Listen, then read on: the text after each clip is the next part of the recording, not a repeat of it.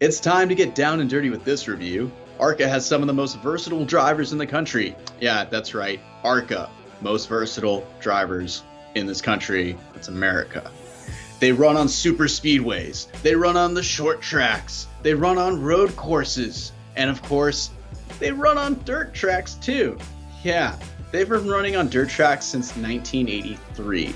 Specifically at Duqoin. Duqoin's normally the second dirt race on the ARCA series schedule, but the Magic Mile hosts some of the most fantastic races because some of the most interesting faces get to come and play in the clay. This is the Federated Auto Parts 100.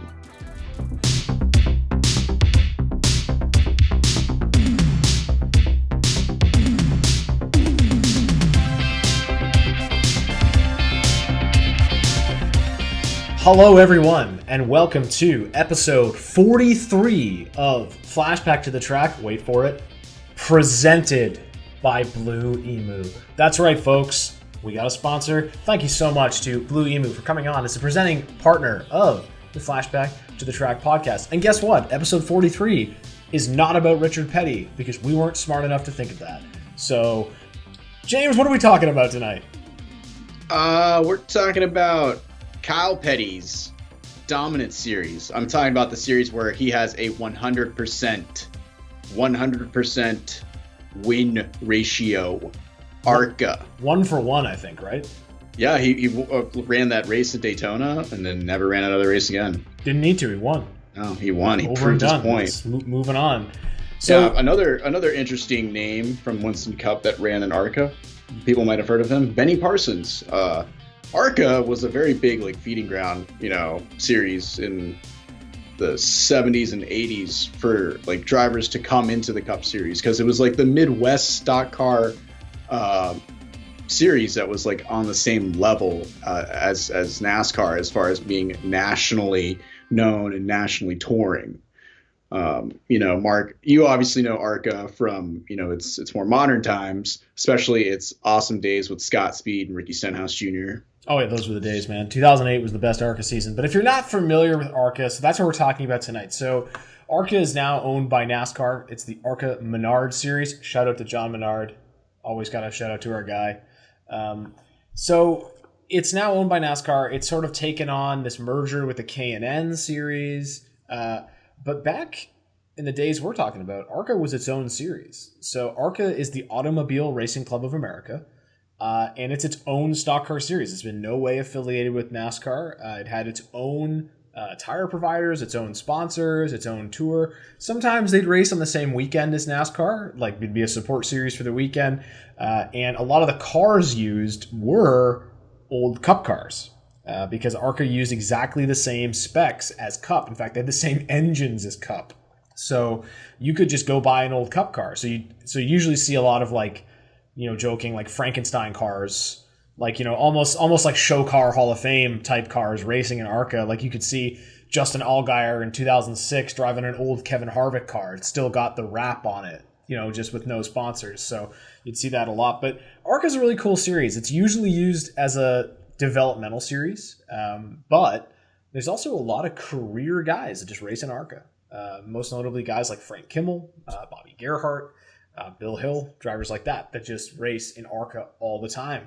And they've never really thought of moving beyond it. They enjoy what they get out of ARCA, and it's just a fun racing series. Yeah, so kind of going into this timeline where we're at. So we're going to review what is the second dirt race on the ARCA schedule for the 2002 season, which is at the Duqoin State Fairgrounds in Duqoin, Illinois. Now, it's a 1 mile dirt track, very flat, clay-based dirt facility. Now, it's comprised of this red clay. It could be very hard or it could be very tacky and moist. It just depends on how it's prepared and what time of the year you're honestly running. They are most known for is running a USAC event and an ARCA race every year. They have been running horse races at the fairgrounds.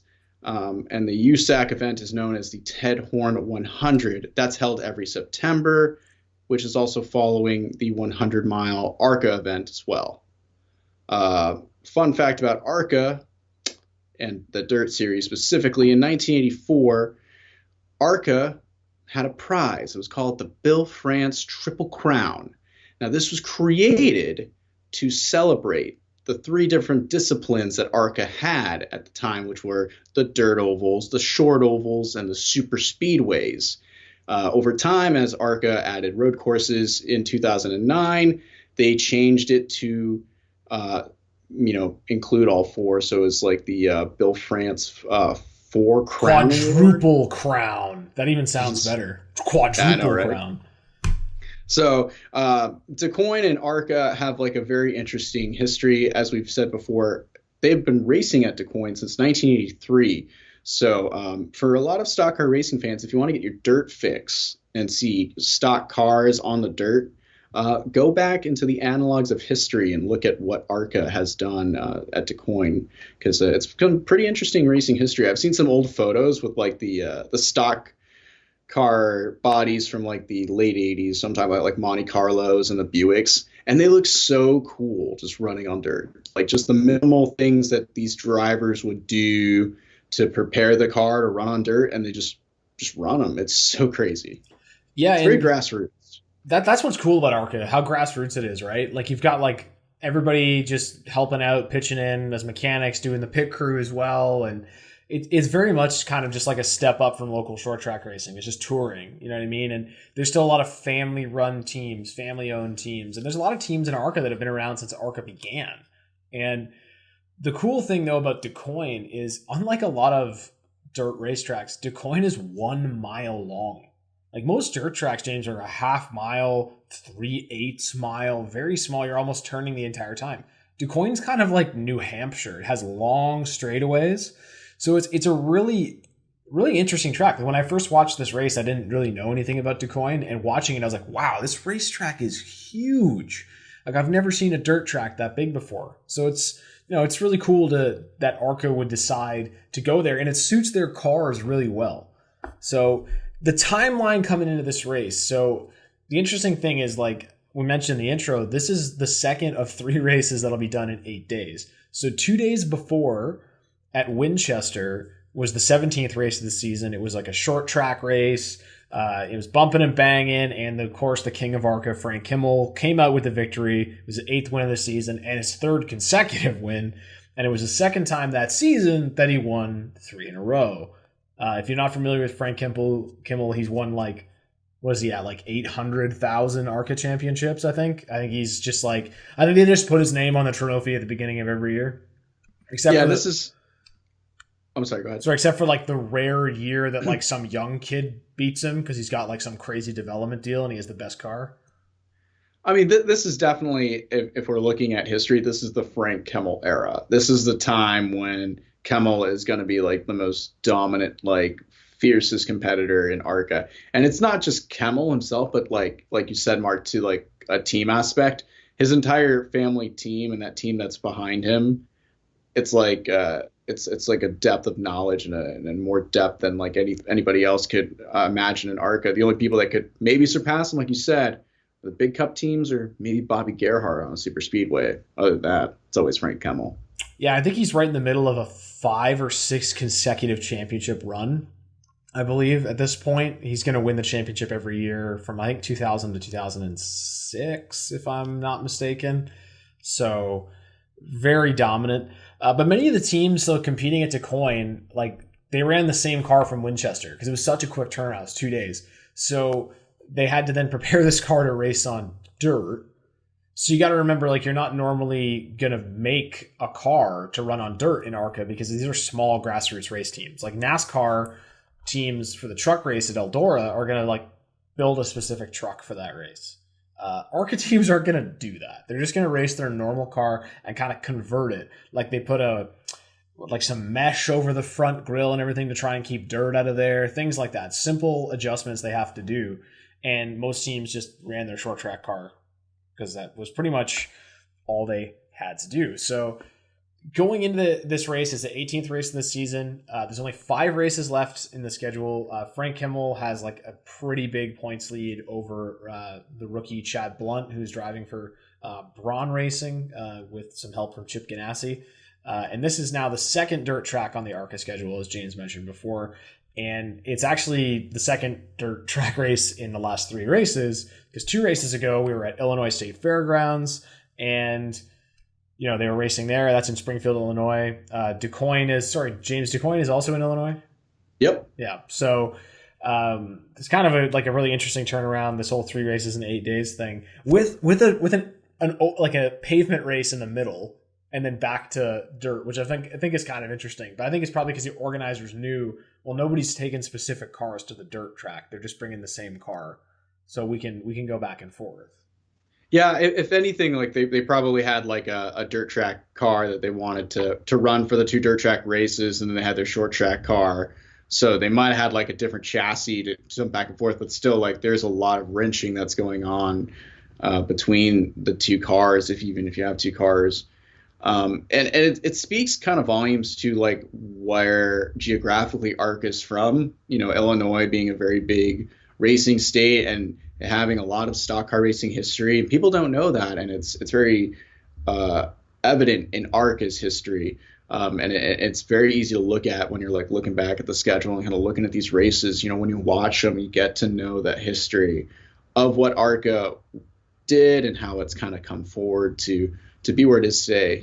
It's great that they still go to these places because they're short little tracks, bull rings. I mean, even Duqoin, yeah, it's a big mile track, but normally it's not really doing anything, and it's kind of out in the middle of nowhere. So it's just the state fairgrounds normally. It's not doing anything at all.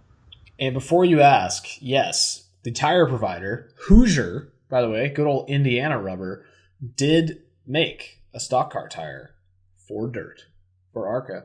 So we're not racing pavement tires. They made specific tires for the dirt. So I guess that makes sense. Three races a year. Let's make some dirt tires. So. Well, ARCA or Hoosier also makes sprint car tires and dirt car tires. Yeah, Hoosier still does the tire, or they do the tires in ARCA again now, right? In ARCA West, I believe. Maybe I'm not. K&N, sure. I think they do. Whatever K&N is now, I think they still do Hoosier tires, I believe. I wouldn't quote me on that. I would double check it, but I just remember they were the official tire of Grand Am for a lot of years. I remember when they used to win in like Grand Am and ARCA, and they put the necklace on? Yep. That said Hoosier. It was like the funniest thing ever. There's like purple necklace that said Hoosier. I'm like, what a weird article to put on something. Our boy Ward Burton has had the privilege probably to wear that purple sash because I believe he ran Hoosier tires a few times in the Xfinity Series when he was pretty good in that 31 Hardee's car. Yep, that's true because that was back. Was that 93? That was back during the Tire Wars. Yeah. There used to be multiple tire providers in NASCAR, folks. Remember that? Yeah, especially in the Xfinity Series. There were like Hoosiers for a year, and then they finally came back up to Cup. So it's like kind of like a waiting period. And that's kind of the interesting thing about NASCAR is that it has like one tire provider. Like in other series around the world, like for years in IMSA, you could use Continentals, and then in GTLM, you could have Michelins if you wanted. It was open tires. It still is open tires. They all use Michelin. And in WEC, there's Goodyear, there's Dunlop, there's Michelin. So there's different tire providers. So NASCAR is kind of unique in that way where there's only Goodyear. The other cool thing about this race, though, is that it's on Labor Day. So this is a race on Labor Day Monday, and that's why you'll see some of the guys in the field decided to show up because it was their day off, a nice holiday, go down and race, and it's just kind of a tradition. Other thing, it's 95 degrees Fahrenheit on this day. It's very hot in these cars. You're going to have some overheating issues with dirt getting on the grill and with how hot it is outside. But as we said, James, there's this race makes for some interesting faces because it's a holiday Monday.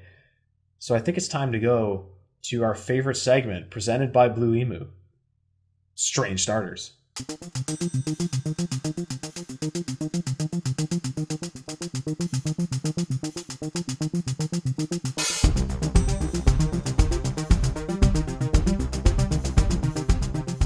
All right, so let's start it off with probably the second most famous face in this race, and that is Tony Smoke Stewart in the number 55 Monaco Chevrolet for Andy Petrie and Andy Petrie Racing. That's right, the Monaco Coach Chevrolet will be driven by Tony Stewart. Now, this is his second year competing in Duqoin, his second ARCA start ever. His first ARCA start came last year at Duqoin. He finished second the year before when he was driving for Frank Kemmel in basically a clone Pork Advanced Auto Parts car. And those cars were so bright. Pork, but he's in this, the other white meat, Yeah. But he's in this 55 car this year on a Monday. He flew in from Darlington after running the Southern 500. He's got Felipe Lopez as his crew chief. He set a new track record in qualifying. Let's see what Tony Stewart can do. Yeah, Tony Stewart's he's no slouch on dirt racing. This is how he grew up. He owns a dirt track. So it makes sense he wants to show up in this ARCA race and run on the dirt. And the next strange starter is Mr. Red Farmer. The man, the myth, the legend, driving the number 75 Biomet Bud Light Ford for Bob Schacht. Amazing to have Red Farmer in this race. If you don't know who Red Farmer is or are familiar with him, spend some time on Racing Reference and familiarize yourself with Red Farmer. Google him. Amazing short track driver, dirt track driver, just an awesome guy. And the funny thing about Red Farmer is he's always old. You know what I mean? It's like every time he's competing, you're like, oh yeah, it's like 85-year-old Red Farmer. It's just this funny thing where every time you look back, you're like, he gets quoted as they peg him as being old, And I can't remember how old he was in this race. I think he was in his 60s. Well, that's the thing. That's his thing is you can't peg how old he is. He's never really been honest with his age. So the joke is I think he's 49 for the 25th time or something like that. He's like a myth in himself, man. It's crazy. Red Farmer is definitely a legend, and for him he only ran the ARCA races on the dirt tracks. He's a dirt track ringer, is what you're saying? Yes, because he races weekly, every week at the Talladega Short Track. So if you still want to catch Red Farmer, you could probably catch him at Talladega Short Track, outside of Talladega Superspeedway. So yeah, check out Red Farmer there if you want to, and then keep your eyes peeled because there's going to be a lot of probably really good things coming out because of his Hall of Fame induction. There's going to be a lot to learn about Red Farmer. Now, getting to our next strange starter, definitely the most famous man in this race. He could party harder than anyone else. It's Kenny Schrader in the number 99 Federated Auto Parts Pontiac, driving for himself. Now, Mark, we talked about no one building a special dirt track car for these events. It's Kenny Schrader, man. He's a dirt track ace. He's a ringer. Come on, he's definitely built a specific Pontiac that just runs on dirt. Oh yeah, but they're bringing their best piece. Oh yeah, they polished the best Federated Auto Parts vehicle they could take out of Schrader's shop. But does he have the same pace as Stewart and the other ARCA competitors who are constantly on the tour running compared to Schrader, the Winston Cup regular who just basically competes when he wants to in ARCA? We'll see. And next up is someone that you're probably going to be very familiar with, Justin Allgaier. And he is driving the number 4 Hoosier Tire Midwest Law Automotive Chevy for his family team. His father, Mike Allgaier, the listed owner. And Justin Allgaier in this race is 16 years old. So this is long before Justin Allgaier is your, full-time Xfinity NASCAR driver, ARCA champion. This is when he's just starting out. So really cool that when you look back at these old races, someone was saying to me, I play this fun game when I look at old races where the ticker goes by and I try and pick out which names I can recognize from now, We'll get to why you can't do that in this race. But really cool to see Justin Allgaier, way back in his rookie season in ARCA. I think he was just doing one-offs at that point because I think he would have been too young to even race on super speedways. I think it was 18 he had to be at the time. Yeah, because, at the time, too, NASCAR did implement the rule where, if you're not of the age of 18, you can't be running on NASCAR's, 3 top touring series. And then ARCA had adopted the rule for 1.5 miles as well, but it was very loose about anybody competing at the top levels. So I think they actually did implement that for like mile and a halves, and then like I think one competitor specifically in this race is actually grandfathered in, and I think that was a strange starter that's coming up in a few names. But let's get on to the next one. The next one, we mentioned this team already, but he's got such a funny name.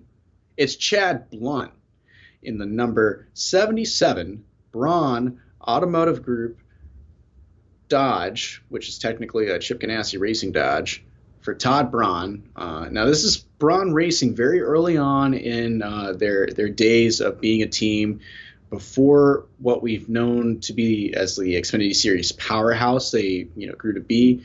They're just running an ARCA season as like a developmental team basically for Chip Ganassi Racing. Chad Blunt is a driver in their pole. It's very interesting to see. They had a lot of success that year.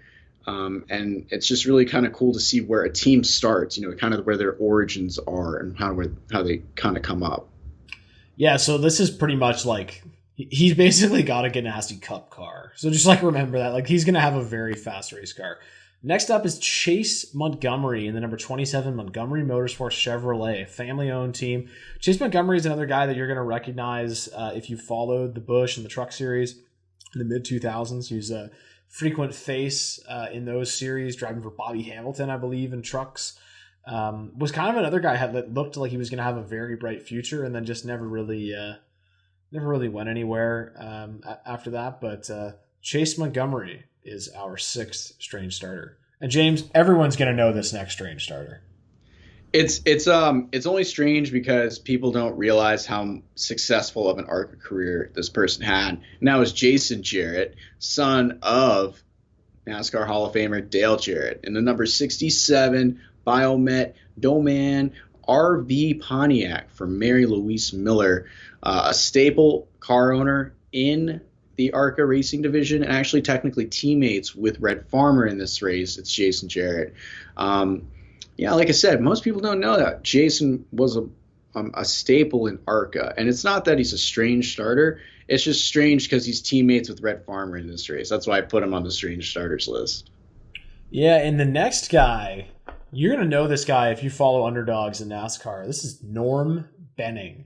And Norm Benning's driving the number 84 Sobe Chevy for his own team, Norm Benning Motorsports, which he always drives for. You'll recognize it was the number 57 truck. Now he drives the number 6 truck. Just as a guy that likes going to the racetrack. He rides around, never really competitive, but, we love Norm. Norm's an underdog. Norm just wants to be there and have a good time. So Norm Benning, everyone. Now the next one is really interesting because the announcers kind of like get mixed up on who he is a couple times. James, he's not a Cup driver, but he's a Cup owner. He's a Cup owner, and he likes to play, just like Norm Benning. He likes to have a good time. That's Andy Petrie in the number 15 Monaco Coach Chevy for himself and Andy Petrie Racing. Yeah, the teammate to Tony Stewart. Andy Petrie also brought a Chevy down and decided to run on the dirt. Yeah. It's just Andy Petrie making a race. This is just really random because we're used to him being the car owner, being a crew chief, being a wrench, over-the-wall guy. Not used to seeing him behind the wheel. Great analyst, too, when he was on ESPN. Yeah. Oh, yeah, he was a really great analyst. But before he analyzed, he took some time and drove. And why not? I mean, this was kind of towards the end of, like, Andy Petrie Racing in the Cup Series. And, like you said, Mark, you got Cup cars basically in ARCA. You got a fleet of Cup cars you're not going to have, Andy. Why not just use 2 of them up? You know what I mean? And our next guy up is Shelby Howard, driving the number 64 Mack Trucks Chevy for his family-owned team. See, all these family-owned teams in ARCA, how wholesome, man. Family-owned teams. Shelby Howard's a guy that goes on after doing some ARCA. He's going to race in trucks, do a little bit of Xfinity stuff. Never really, not the most memorable guy, but he had a decent career and lasted quite a while. But yeah, he is our our penultimate strange starter. And James, who is our final strange starter presented by Blue Emu? No one's going to know this man. This gentleman's going to get some recognition tonight. Mr. Doug Keller, driving the number 7 Ford for Keller Motorsports, his own team. Now, Doug Keller was a staple on the dirt tracks in ARCA. Most people don't know that. And actually, he had some pretty good success at Duqoin the year before. So going into this race, he had a good qualifying run again, looking for some good momentum. Like I said, he's not a regular on the ARCA Tour, but he's a regular on the ARCA Dirt Tour. So I don't know too much about his racing, accolades outside of ARCA, but hey, it's kind of cool to see that, this gentleman likes to compete on all the ARCA dirt tracks. So there you have it, folks. Those are your strange starters presented by our good friends at Blue Emu. So, James, jumping into the broadcast coverage of this race, this is a milestone event because this is the first ever ARCA Duqoin dirt race live on television, on Speed. Yes, it is on Speed, so shoot it up, people. No, I'm just the kidding. network Don't do that. For guy stuff. That was literally their TV. Slogan. No, was that Spike? That was Spike TV. They were like the guy networks, like Spike TV. Oh, maybe they just said that during. They had Champ Car, man. Maybe they. Oh, what's more manly than Champ Car? Champ Car at that time was just like walking a very dangerous road. I guess I'm thinking of when they were doing a live read for Spike TV during the broadcast. I don't know. They might have been like. It's cliche to say like the Speed is the guy channel, but obviously, yeah, it was because like it had Extends commercials on at like 2 a.m. You know what I mean? Okay, so back to it. So in the booth, we have Brian Drebber and Bill Venturini, who's a legendary ARCA team owner, mechanic, crew chief, father of Billy Venturini, who now runs Billy's dad that operation. Bill is Billy Madison dad Venturini. And Wendy's dad. If you know Wendy Venturini from all her years on Speed. And the pit reporter is Don Radaba, who's down there with his cameraman. And then I think they had, 3 other cameras at this race? It was a very small broadcast team. Very much kind of just like a Speed 51 type like stream, very limited. But man, limited stuff. But they put on a pretty good show, despite the fact, James, that there was no timing and scoring and no ticker. So yeah. You have no idea what's happening during this race. It's like watching a race from the 70s where you're just relying on them to tell you what you're looking at because you don't know what's happening. Well, Mark, you can't use your eyes and defer what's going on the screen, if you're man. There in person, sure. Not on TV when they go to commercial for 10 minutes and come back and like, wait, what battle are we watching? So. That's because you grabbed another beer and now you got beer goggles on this battle. But, yeah, it is frustrating. Slightly frustrating. But at least it's live. I think the only thing that's live and on this day, technically, is the U.S. Nationals at Indianapolis, the drag racing event. Yeah, so not a lot of competition going up against, so probably decent viewership for this ARCA race. It's an interesting event. It's ARCA on dirt on a 1-mile track, so, Race breakdown, speaking of 1-mile track, the race is 100 miles. It's Federated Auto Parts 100, so we're going to have 100 laps make up the distance.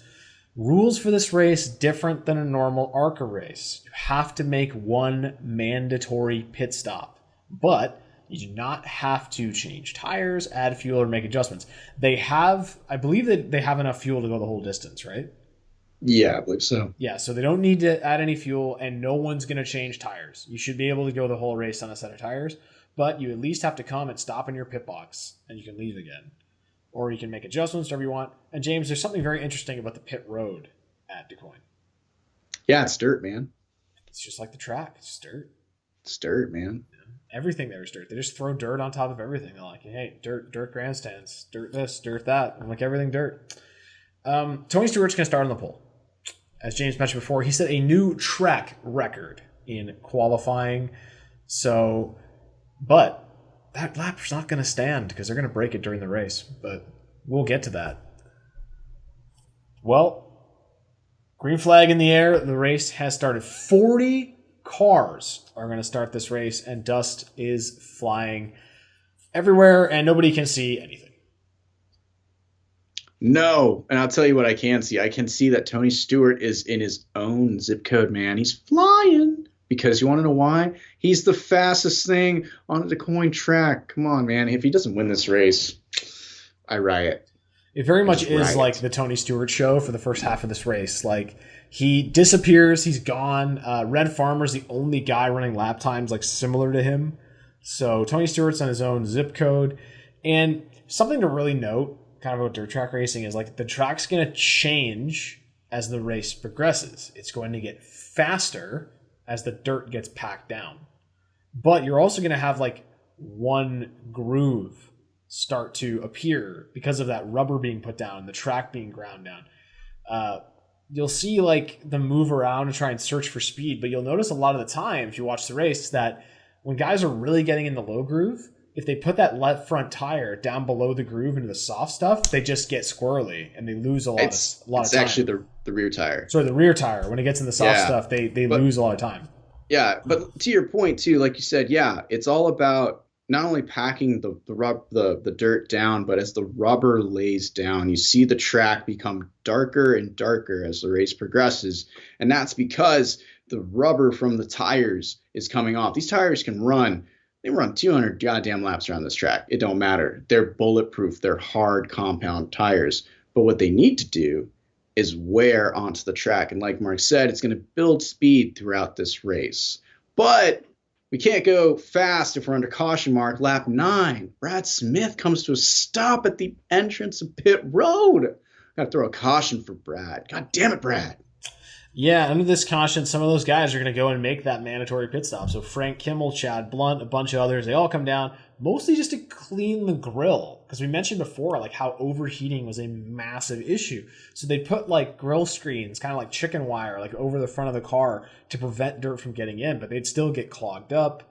And if you're back mired in traffic, you're going to have dirt on your grill from cars spraying it on you. Tony Stewart's out in his own zip code, so he's fine until he catches lap traffic. Then he's going to have that dirt fly up in the front of his car.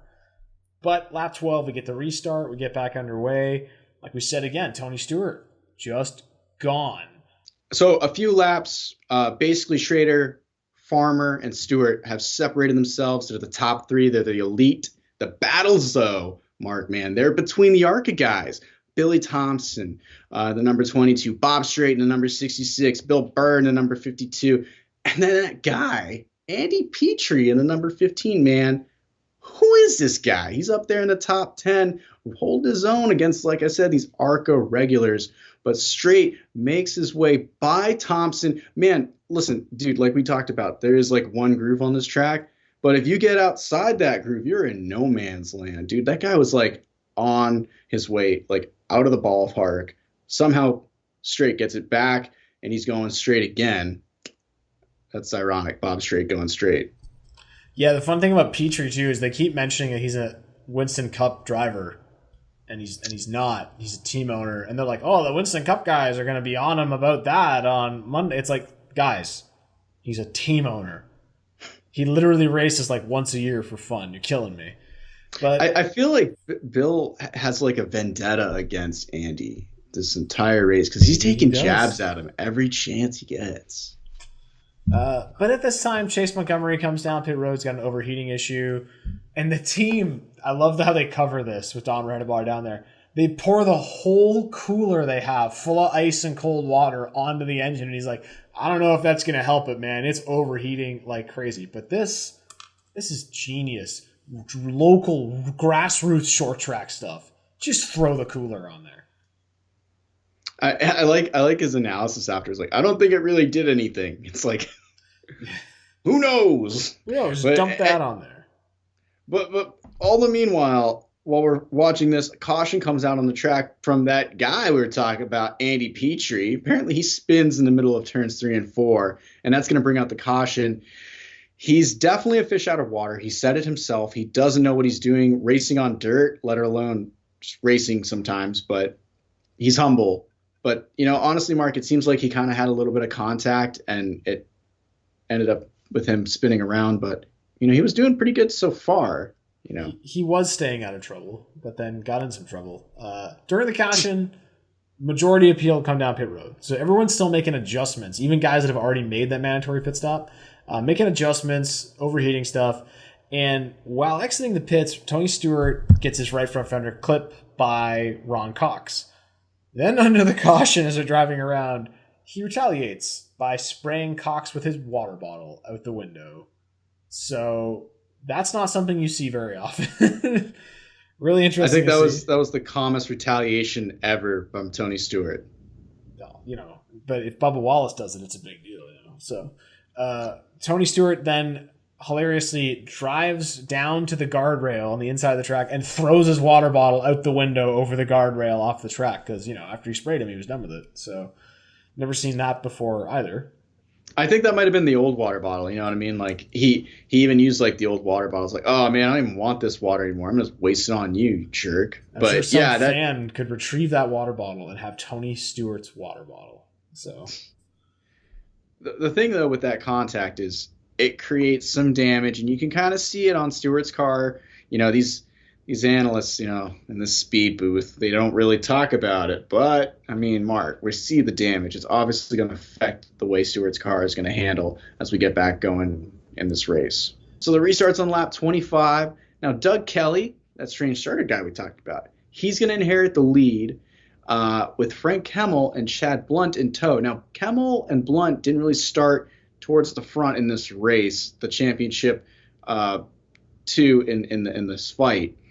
So now they're finally towards the front of the pack. They're out away from all the trouble, all the mayhem. But still, man, it's old school stock car racing. Single file restarts, the lap cars to the inside, man. It's the most hectic thing ever. But I'll tell you what, it creates some of the most amazing restarts, especially on this dirt track, because with this narrow groove, everyone's just kind of fanning out on the straightaways, getting what they can get. And then they kind of have to funnel down into this like one groove, kind of like almost two grooves through 1 and 2. And it's creating some of the most interesting racing throughout like the broadcast. It's really great. An interesting point they mentioned too is how wet and tacky the dirt is on the track.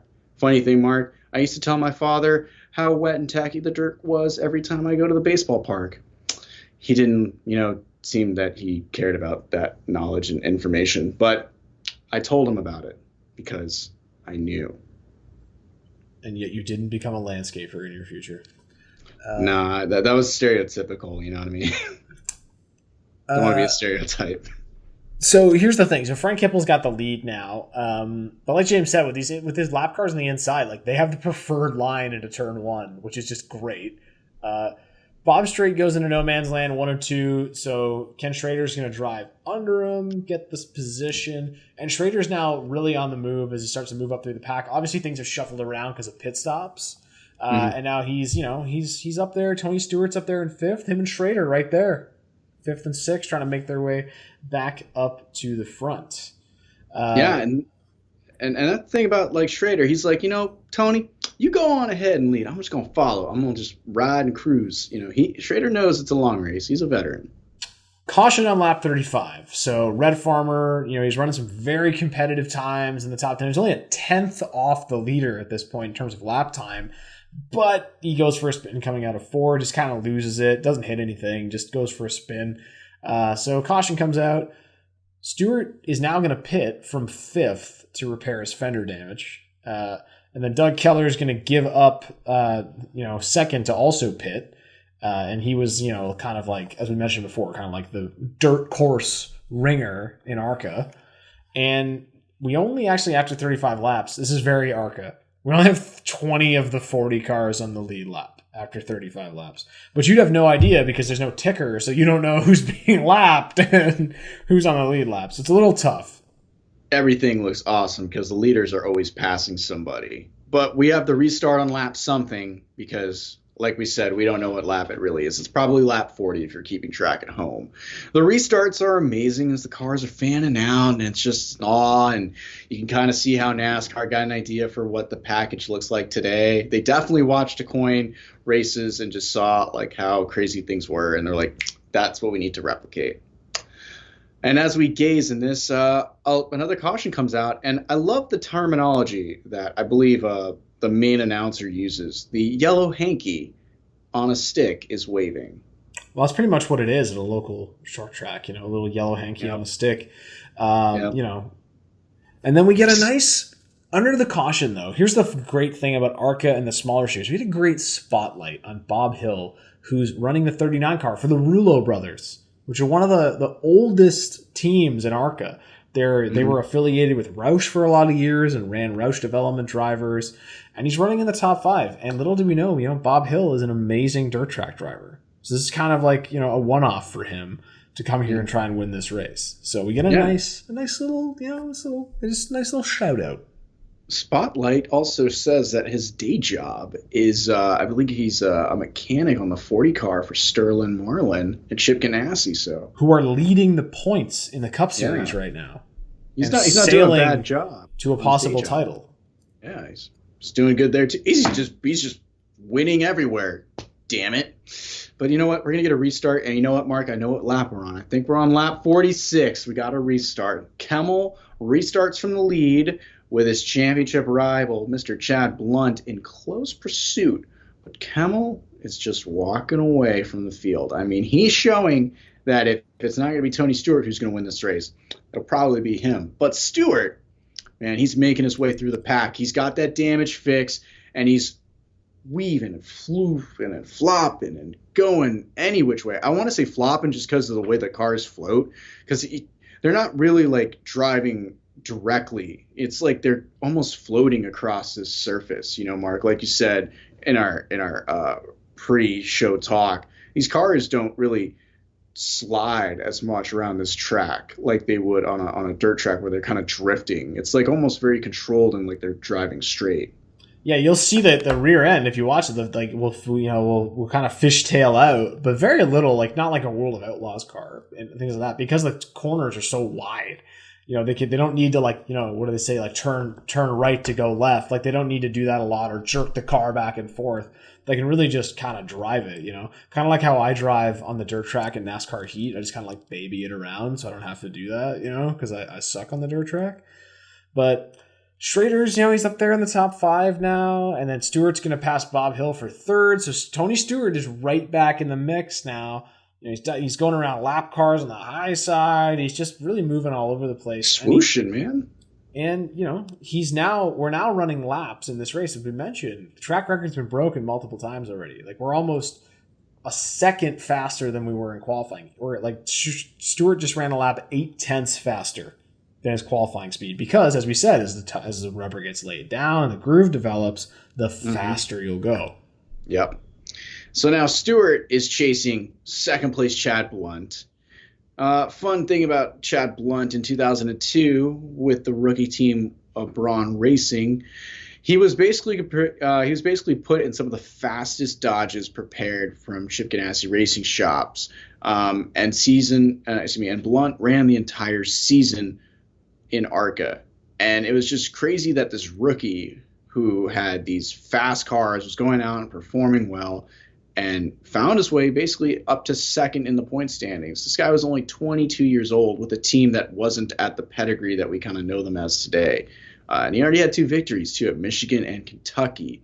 So with all that praise, the rookie gets smoked by Tony Stewart, though, because Tony Stewart is on a mission from God. I think that was a very appropriate Bruce Brothers quote there, man. I don't know. Yeah, Tony Stewart wants to win this race. That's the only reason he's here. He's not going to let Chad Blunt. He doesn't care about Chad Blunt's championship hopes. He wants to win this race. I don't care about you, rookie. So after commercial break, we got a battle for the lead. Tony Stewart is right up there with Frank Kimmel, but Kimmel's just hugging the inside line, and Tony cannot get under him, can't get around him. Kimmel is a veteran dirt track racer, and this is when they really talk about Kimmel's dirt track acumen. I had no idea until I watched this race that Frank Kimmel was an amazing dirt track driver. I did not know that he was the winningest driver on ARCA dirt tracks or anything. Like, I assumed he was one of those guys that was like, crap, the dirt race. Just like ride around, try and get a top 10. No, Frank Kimmel's a baller, straight out on dirt. Frank Kimmel's just an ARCA baller. I don't care what track we're at. Frank Kimmel is just coming after you. Oh yeah, especially like you said, if it's a staple track on the ARCA schedule or just a staple track in ARCA's history, Frank Kimmel's probably super dominant on it, and he probably kick your butt. Probably with a car with only 3 wheels. So it's just the Frank Kimmel way. Now we're gonna get another caution though. I don't know what lap we're on, Mark. We don't have another ticker. I can't tell what lap we're on. But Bob Strait is limping around the track, and we think that's the caution. But the camera pans back up, and we see Chad Blunt, and his engine is expired on the front straightaway. His car comes to a halt. It's over. And it's just been nothing but a headache for the last 2 races for Chad Blunt. So he's done with this weekend. He hates Labor Day. He's over. He can't stand it. He did give a very happy interview though. He was like, "I'm just glad to be here," kind of like happiness. So yeah, because he sees the world as a whole. He knows what's going on. He's a glass half full kind of guy. Mm-hmm. Half full of something good. You know what I mean?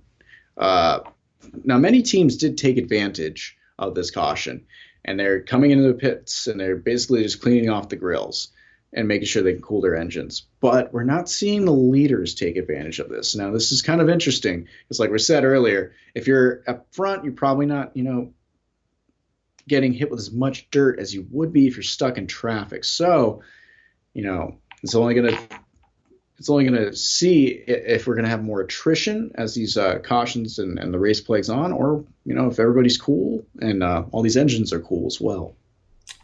And then we get the restart, right? Lap, who knows?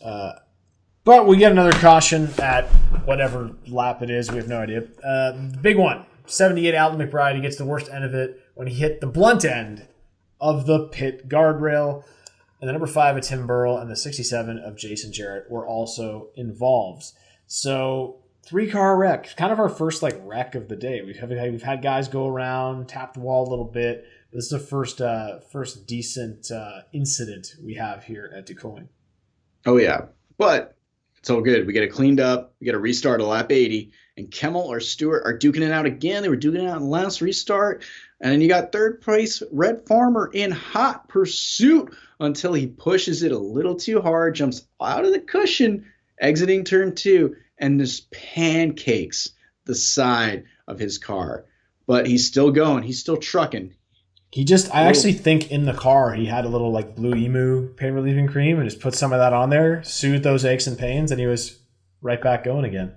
Yeah, he's like, dang kids. That was the thing too in the broadcast. We're talking about man, Red Farmer's old, his attrition and his heat's going to be a lot for him. And he's just out there not giving a damn. He's cool with it. But, lap 85, the racing doesn't last for long. We get another caution. And it's our man, Doug Kelly. He goes for a spin. Man, that sucks because he was running well earlier. And then lap 87, we know the lap. We get a restart, and duel's continuing. Stewart's trying to get underneath Kimmel. He keeps getting alongside him, but Kimmel's got the momentum off the corner every time. Stewart cannot complete the pass, and time is a waste, and there's only 12 laps to go. But we get another caution on lap 89, 20 car of Todd Kuhn. Heavy contact with the turn 3 wall. And he shows his displeasure with Doug Keller, who he believes caused that incident. Ouch.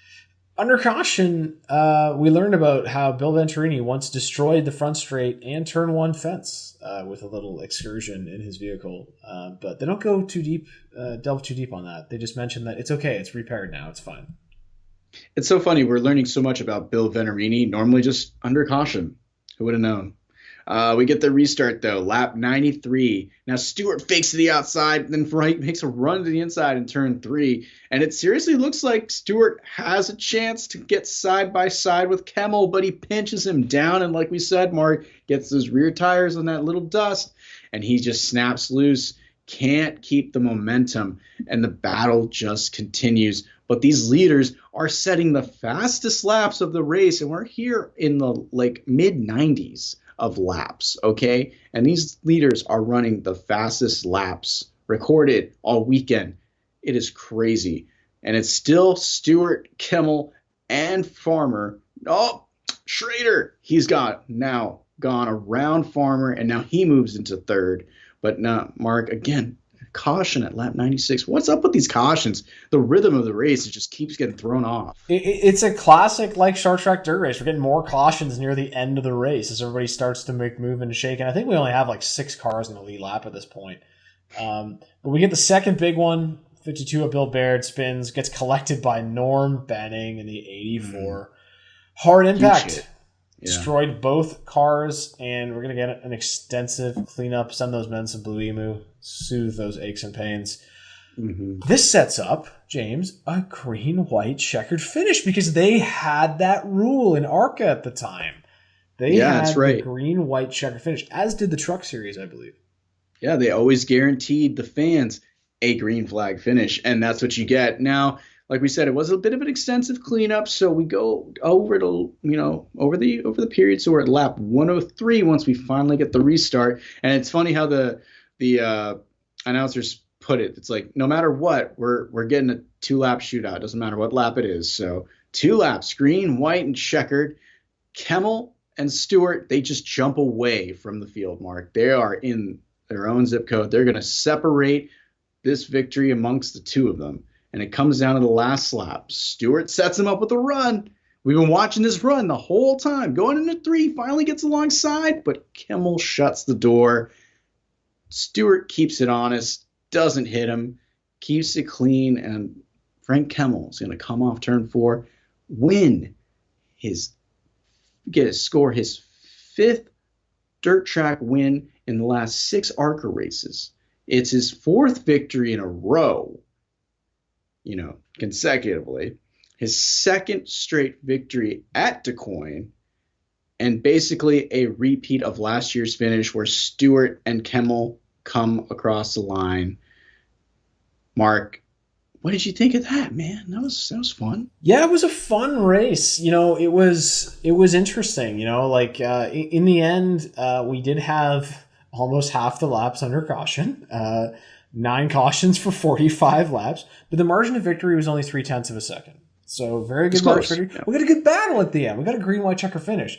And everyone knows, if you follow the Jeff Gluck poll, if there's a green-white checker finish, 99% good race. Yeah. Doesn't matter if the whole rest of the race was boring. But there's only 2 lead changes in this race. 6 cars in the lead lap, and then Bill Venturini jumped in the lake. So we got that. I think, James, you know what? I think we just need to rate the race.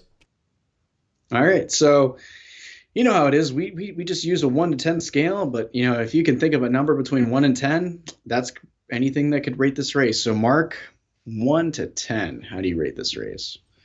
I'm going to give this race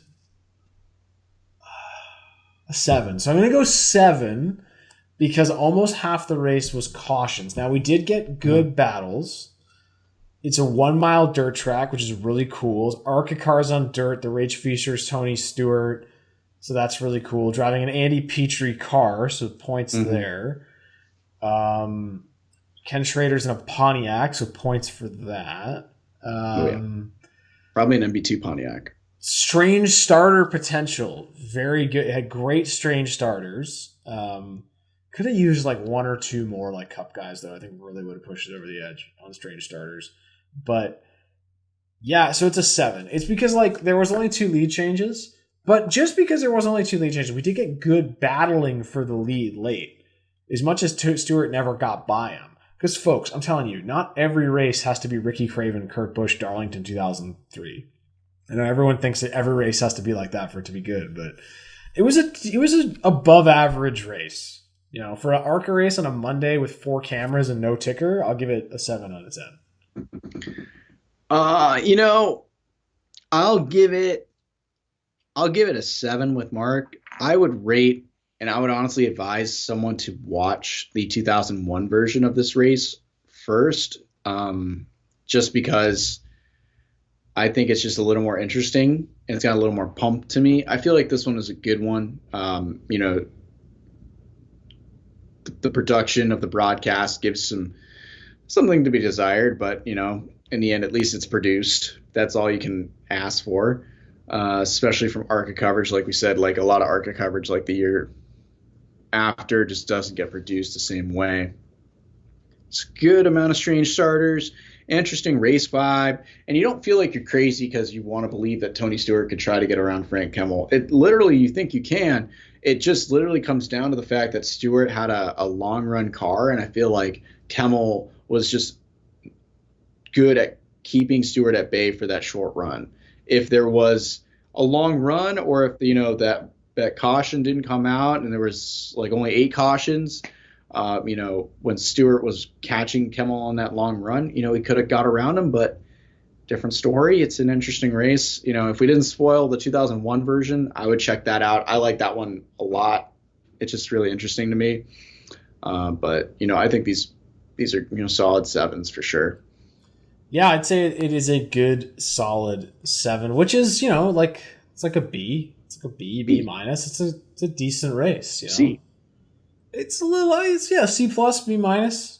Decent race. Like definitely worth watching. It's on YouTube. We'll definitely post the link to that when we post the episode on Twitter, so you can check it out. But other than that, man, I think it was good. I think this was a fun race to look at.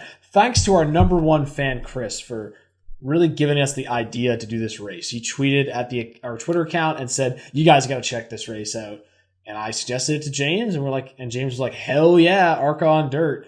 And we decided we would talk about this one. So huge shout out to Chris for giving us the idea. And if you guys know of any other races that you'd like us to review that you think are worth checking out, you can write them in the comments on YouTube, or you can tweet at us at flashback_track.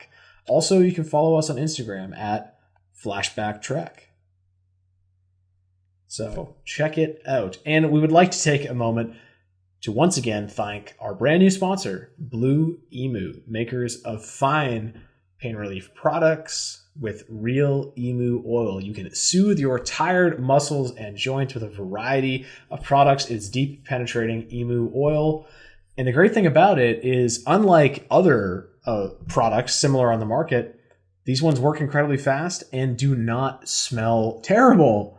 In fact, they have no odor whatsoever, and they're non-greasy. You can check out any of the products James has behind him right there, including recovery baths, sprays, creams, arthritis cream. We highly recommend checking them out. Guys like James and I, who work at racetracks, taking photos all day, we're on our feet. James, we were up for 36 hours at the Rolex 24, and we really could have used some Blue Emu products for our aching knees and our back. So definitely something that we're using from now on at those events. So huge thanks to Blue Emu for helping us out.